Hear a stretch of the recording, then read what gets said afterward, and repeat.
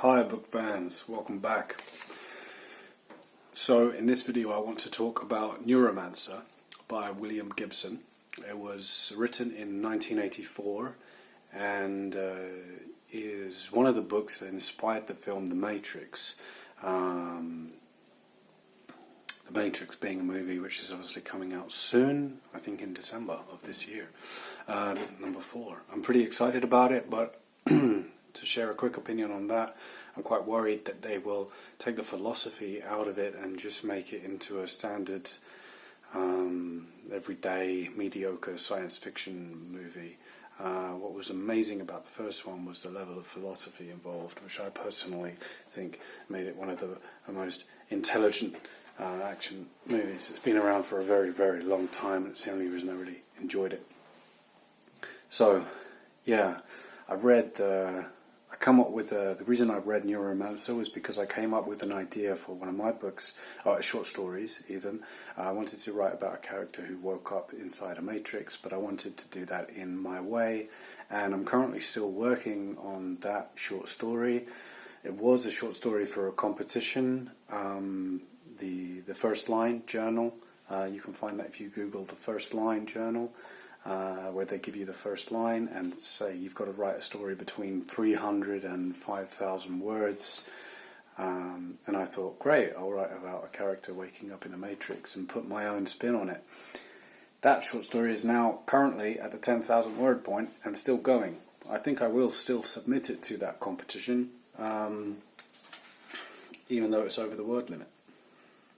But yeah, as a point of research for my Matrix, the world is a simulation story, I watched a lot of films, and one of the books I read was Neuromancer because obviously it inspired The Matrix. So here's what I can say about Neuromancer. First, it's a tough read.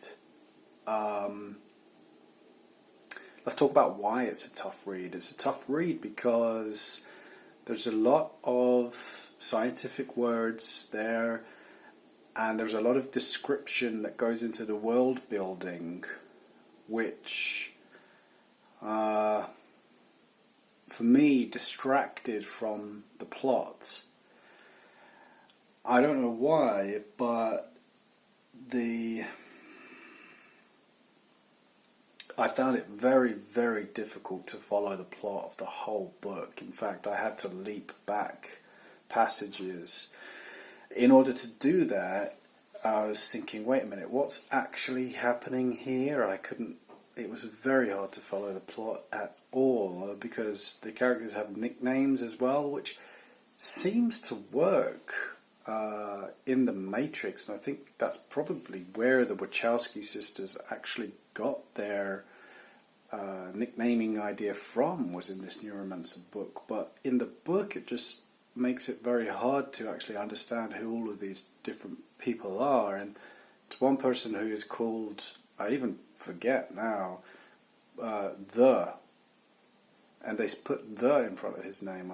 I wish I could remember who it was, and I should have probably checked that before making this video, so I apologize for that. Let's pause.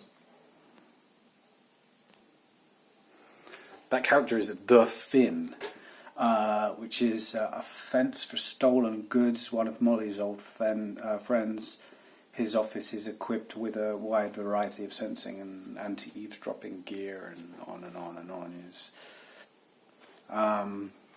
And Armitage is another one. And I thought that these were objects or gadgets, or even what did I originally think the Finn was? I thought the Finn was a network or a program. Now, as I read on, I'm like, oh wait, this is a character. Maybe I'm just dumb and stupid. That is a possibility. So, yeah, it just made it hard to follow through that, and then obviously all of the scientific wordings, I found it very, very difficult, and just the way that the sentences are constructed and the way that the sentences flow. I just feel like the plot is very chopped and not smooth. And the only way I was able to understand the plot was to go to Wikipedia and just read the plot synopsis. on Wikipedia and then go, oh, this is what's happening. And I did that halfway through the book, understood what's happening, didn't want to read further than halfway through the plot synopsis on Wikipedia, so I didn't. So I continued at the halfway point to read on, and then I had to consult Wikipedia again because I said, you know what, I'm at 3/4 of the way into this book, and I literally have no idea what is actually going on. So the plot synopsis on Wikipedia helped a lot. So just don't think that the plot was made very clear in Neuromancer. I think a lot of it just went over my head. I'm not on the intellectual level capable enough of receiving that book clearly. So yeah, I put number 0.2 in the book. I've got here written down imagination difficulties. Again, yeah, just I think because of the sci-fi world, and I could imagine when William Gibson wrote that they have Microsoft, which clips into the back of their ears. I could imagine that. Then they go into space, and he described this whole spaceship, and I had just difficulties imagining that in my mind where certain things were. That doesn't really happen a lot. Maybe I haven't read enough sci-fi books, and admittedly I'm not really a sci-fi reader, so I guess my mind is just not constructed in that way to be a good receiver of sci-fi books. But saying that, you know, I have read Simulacron 3, which in my opinion was an easy book to read, and I'll do another video of that. But yeah, Neuromancer, I suppose it was just too overcrowded with certain things like Molly Millions, who has razors, nails, and I don't really feel that that was necessary in the book. Was that even part of the plot? It was just kind of like an additional thing, and there was so many things like that which were additional, like sci-fi words, just like crammed into this narrative that.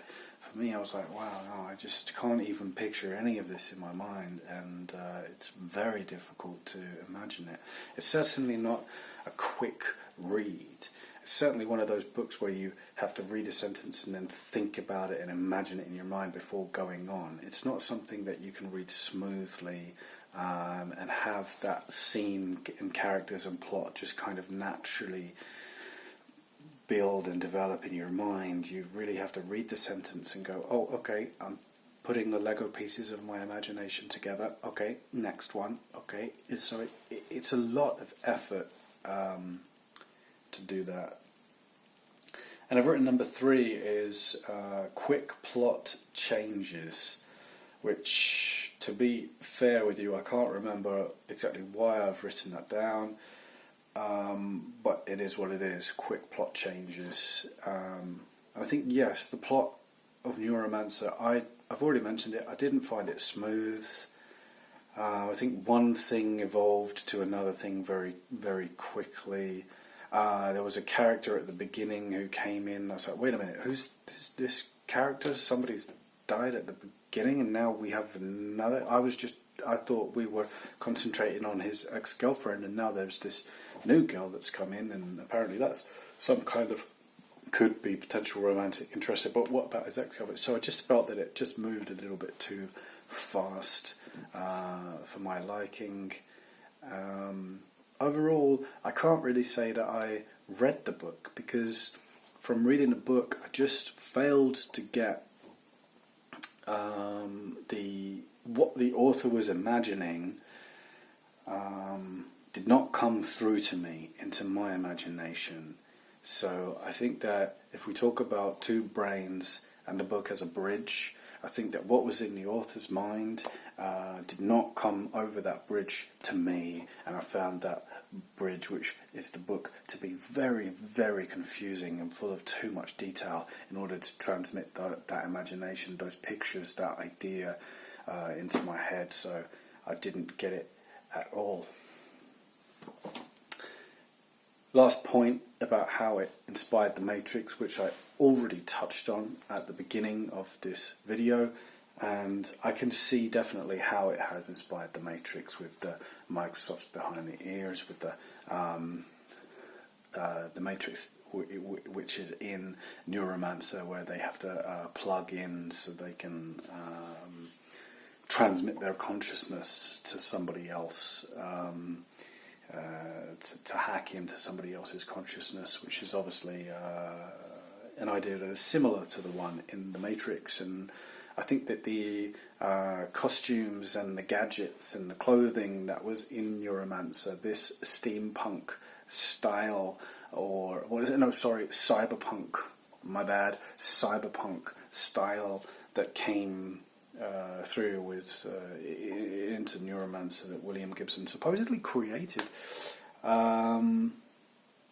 Definitely did influence the Matrix. What with them wearing trench coats, plugging in, having different hairstyles, you know. Character of Switch, where she obviously was originally meant to be a man plugging in into a woman's body, which wasn't in Neuromancer, but I can see how reading Neuromancer would have influenced the certain stylistic elements which gave Matrix its God, how to even say this? Yeah. You see that the visualistic stylings of the book, the costumes, the hairstyles, and what I mean by that is the kind of short hair, and one character has pink hair in Neuromancer. So I can see how that exactly punk stylings have influenced the Wachowski sisters in when they went ahead to create the Matrix, because I think they borrowed a lot of those visual ideas. That's what I wanted to say. So, if you're thinking about reading Neuromancer, me personally, I would say don't do it. I don't think it is one of the books that, obviously it did inspire the Matrix, but I don't think it's worth a read. I personally didn't enjoy it, found it overcomplicated, and I would instead, if you're looking at checking out the Matrix influences, Ghost in the Shell, the anime, and also Akira, the anime, and also the book Simulacron 3, which I do recommend, and I'll make another video about it. That's all I have to say on this book, so take care and subscribe, and I'll see you in another video. Thanks, bye-bye.